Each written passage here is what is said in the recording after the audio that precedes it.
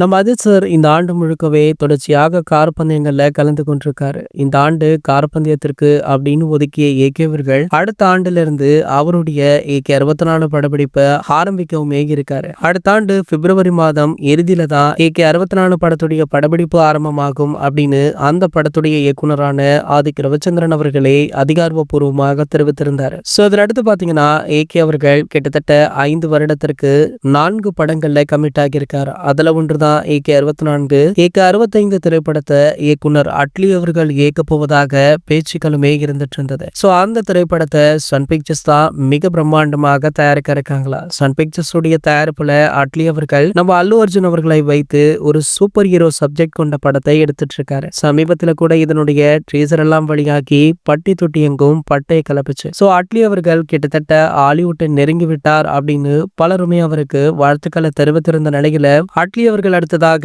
AK அவர்களை இயக்க வாய்ப்பு இருக்கு அப்படின்ற தகவல் வெளியானதுமே ஏகே ரசிகர்கள் பல பேருமே அட்லிக்கு ஆதரவு தெரிவிக்க ஆரம்பிச்சிருக்காங்க. சோ அட்லி அவர்கள் இதற்கு முன்னாடி தமிழ் சினிமாவில தளபதி விஜய் அவர்களை வைத்து தெரி மெர்சல் பெகல் அப்படின்னு 3 வெற்றி படங்களை கொடுத்திருக்காரு. அதே போல நம்ம ஏகே அவர்களுக்குமே ஒரு பக்காவான வெற்றி திரைப்படத்தை கொடுப்பார் அப்படின்னு எதிர்பார்க்கப்படுது. இது போன்ற செய்திகளை பற்றி நீங்க உடனே தெரிஞ்சுக்க நம்மளுடைய சேனலை மறக்காம சப்ஸ்கிரைப் பண்ணிக்கோங்க.